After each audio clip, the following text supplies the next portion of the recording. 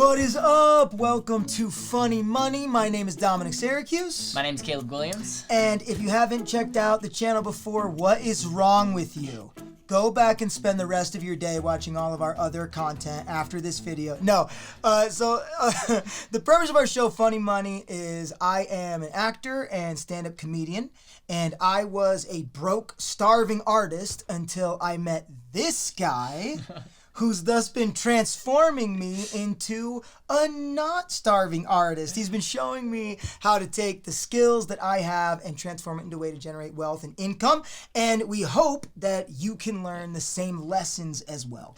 What I love about this story and just working with you is like you have potential, you have energy, you have passion, you want to have an impact on people's lives, and you just were not given the blueprint, you were not given the principles. And the cool thing is, when you learn some of this stuff, and you're learning things today, right, as we go through, when you learn some of this stuff, you just had some aha moments, you made some shifts in your life, and you are working less. That's right. Making more money. Absolutely. And have a way more clarity on where we need to go. And the most important thing is doing what I love and what I'm passionate about. To do those things. And so it's been amazing. Now, I want to talk to you about certain things that held me back in the past. And one of those is dumb buying decisions, just spending money on stupid things.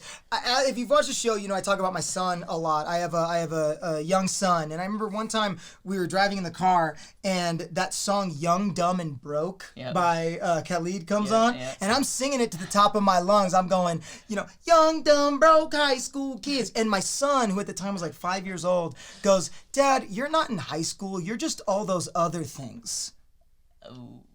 Burn, right? I was like, oh, but out of the mouth of babes, even a 5-year-old could see that I was not spending my money well. So what's your advice on on dumb buying decisions? What would you consider a dumb buying decision? Well, we talked about this in a video that we did earlier, and essentially it goes like this. If you're buying something, if you're spending money on something, you have to get really clear on what you're getting short-term and long-term.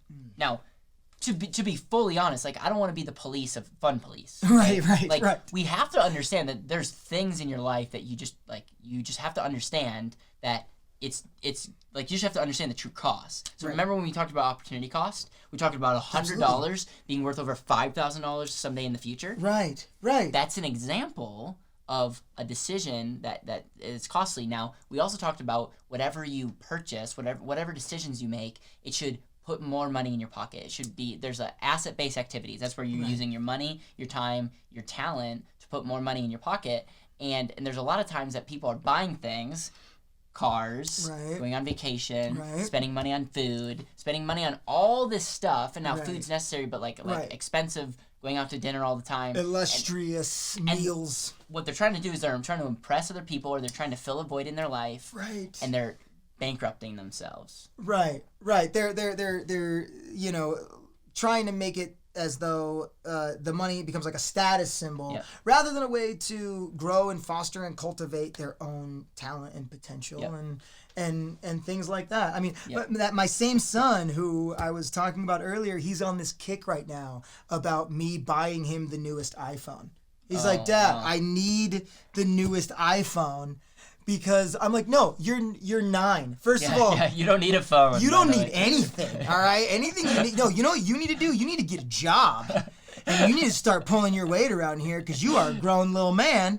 No, but it's funny because that's just kind of the priorities. To where I'd ask him, okay, if I gave you $1,000, would you go buy a phone with it? And he'd say, yeah, I want it so bad. I want it so, it'd be so cool. But then the question is, okay, but what are the other things you could do? We had a conversation about this, my son and I, actually, for his birthday. Because I surround myself with smart financial people now, I decided to, for his birthday present, instead of giving him a present, we asked everybody to just give the money that they would have given for presents, and we were going to give it to him individually, and then set up little jars for investing, for saving, for spending, for donating and all that. So he could learn how to do it. And now he is on this kick of making a business. Now it's changed. Now he's like, Dad, I think if I go to Little Caesars and buy pizzas for $5, I could sell each pizza for $1. So I would make $8 per box. Yeah. And we could do that. Awesome. And now that's where his mind's going. So I've turned him into a little venture capitalist. So what I think would be fun in this video if we went through some of the dumb purchases that you've made. Oh my God! Can we please not? We'll cap it at 5. Listen, how's that? First of all, I don't I don't want to demonetize this video on YouTube. I don't know that it's legal that I talk about some of the dumb purchases I've made. And what I'm gonna do, we're not gonna show it. We'll just talk about it. But I'm gonna have a future value calculator. Oh my gosh. And we're gonna start adding up some of the money, and it make you feel even worse. Oh, okay. I can't wait. I can't wait. Okay. Let's talk about. Oh man, there's so many. Oh my word. No, you know what? Okay, I'll talk about this one, and this might break your heart. I talk a lot about being in desperation. Yeah. Right now, I was. Let's just talk. I just want to talk about cars. Is that okay? Sure. Because I feel like the dumbest choices I've ever made have been with cars in my whole life. So let's just go. Now I never had a new car. I would always buy junk, beat up cars because that's what I could afford. And I mean, it was so bad. I had a car that was so beat up when I turned the steering wheel, the radio station would change stations. I mean, it was that bad. I'd go for a break, and it would sound like someone stepped on Chewbacca's foot. Anytime I'd brake, it'd be like that. It was terrible. So anyway, I decided, you know what? I have this car. I want to get rid of it because I want to get a new car. Yeah. Okay. And so here's the first dumb this is just going to be a string of stupid financial decisions. The first thing I did was I said, I'm just going to junk the car. It still ran. Yeah. It had maybe 150,000 miles on it, good engine. But somebody put a little thing on my car that said, we buy junk cars. Now it had body damage, but it was an older car. I said, okay. Mm-hmm. And they offered me $200 for the car. And I went, done. Sounds great.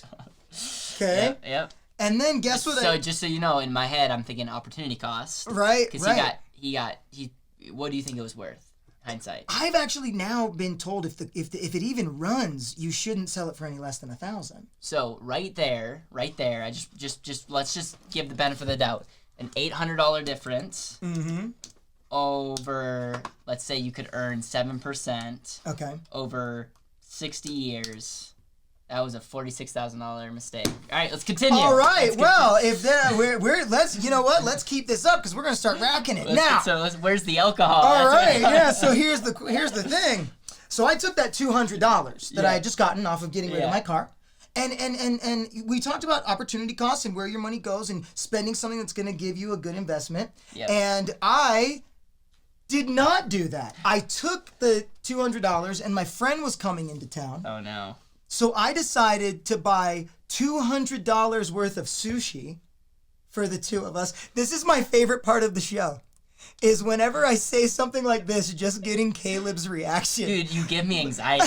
Multiple times, my heart has been beating. My pressure's been off the charts. Then you're kidding me. No, I went. I thought you were going to say something like you put that money towards a lease, and I'm like, ugh. No. This, I think, might have been way worse. I said, hey, you know what sucks? Is you go to get sushi and you spend $60 and you're not full. I bet $200 will get us full on sushi. So what car did you drive to get? Well, so at the time, my son's mother and I, we had one car. So we were using the one vehicle. Okay.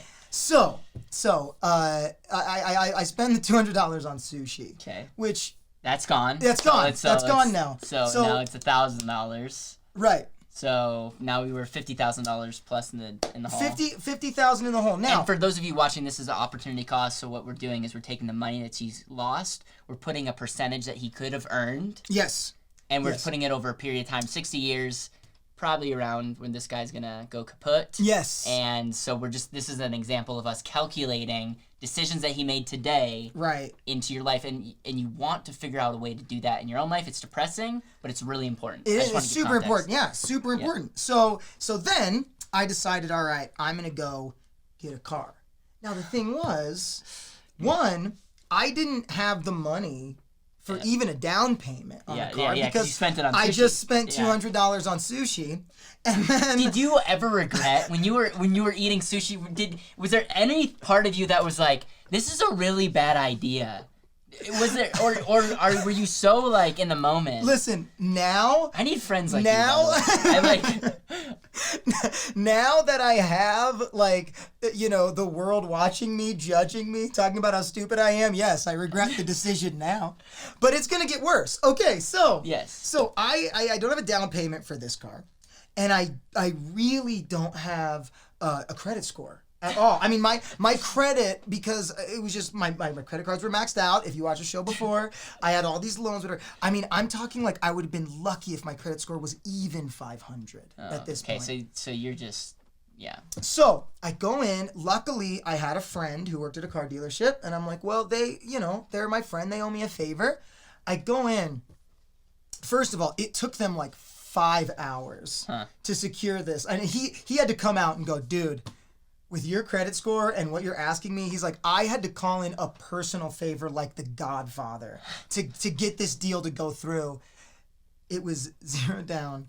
This car was, I think it was like $17,000. They gave me a 7-year loan. Okay. I'm not exaggerating when I say like the interest was so through the roof. Like, think of the highest interest you could possibly do you remember imagine. What the interest is? Okay, I don't remember exactly what the interest is, but I can tell you, I've calculated the math. I've since paid the car off. This was a while ago. Okay. I've since paid the car off, and I ended up paying in total almost $40,000 on a $17,000 car. My payments were almost $400 a month, and my payments were almost $400 a month on this car. Okay, you know what? So let's. I actually know how to run this calculation. No way. This is gonna make you puke. Here we go. So I'm gonna go into my calculators, and I'm gonna go interest rate. Yep. Okay, so what you said was it's a $17,000 car. Yep. And the payments were like $395 a month. $395 a month, and this was. Did you pay it off? Did it take you 7 years to pay off? It took me 7 years to pay it off. Okay, so we're taking that payment. Future value 0 because at the end of 7 years you paid it off. Yep. We're taking over. We're gonna do monthly. So 7 times 12 is 77, 85, 92. Did I do that right? Hold no. on. Maybe how bad I am at 84, math 84. has to do with how bad I was at calculating these interest costs. Dude. You paid 22% right. interest. That sounds right. Okay. 23% interest, something like that. And the thing was, this is what I told myself. Remember, we talk a lot about impulse buying and being in an emergency state. I was thinking, I have a son. I need a car. I need one better than this beat up one I have. I don't have money, but it's a need. I'll just have to go further into debt. I'll just have to do what I can to make this work. Yeah, and so do you want to take us back to just so we're all aware. So this one decision, right, just compounded, and we got you're paying 22. Dude, I know people that have credit cards better than this interest. Oh okay, my God. And you're buying a car, right? Let's say you got a good deal on the car, which you probably didn't, but let's Definitely say you not. did. You're paying 22% interest. It costs you let's $395 times 84. Let's do this here. Let's do basic calculator. So we got. Okay, we going back to the screen. We're going back. So, we're taking $395 times 84. You paid over $33,000 for that car. Yep. That's just an example. That's an example of like this stuff adds up. And then I would put in this 33,000, and then you're totally screwed up when it comes. But this is just an example of bad decisions can compound and compound and compound. Yeah. And it's crazy. And what reverses it is just learning about it. The reason that I went for this deal was because I didn't know anything about interest. I didn't know anything about value. I didn't know anything about what we talked about opportunity costs. What can I get as?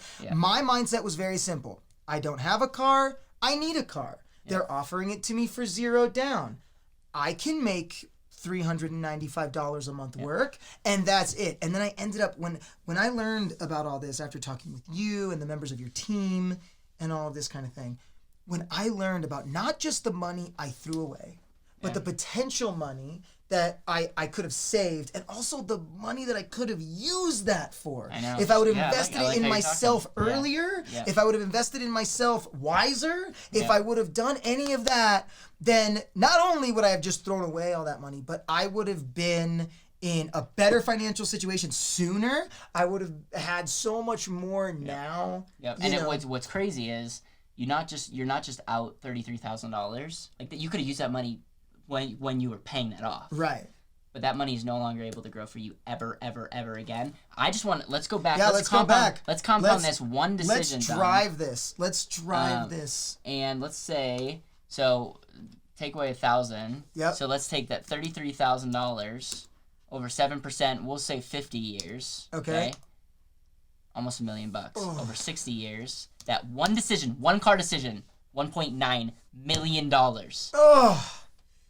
Okay. If you're watching this and saying, I like money, this whole money thing doesn't really matter to me because I'm not in the space, like the reason I get so fired up about this stuff is every decision you make will have a consequence on your life today, but it also will have by the way, to get super personal, your son will have less money when you die because of that one decision. Right. And the crazy thing is, most people are compounding these decisions, just like your funny story. Right. The car, the sushi. Right. I will never be able to eat sushi again without remote. And then being put in a situation where you're not able to. And by the way, you needed a car. You were in a desperate state. And the whole idea that we teach is like be in control, so you don't have to be put in situations. So I love this episode. I think this will teach a lot of people. Like I want you to know that every decision you make has a consequence.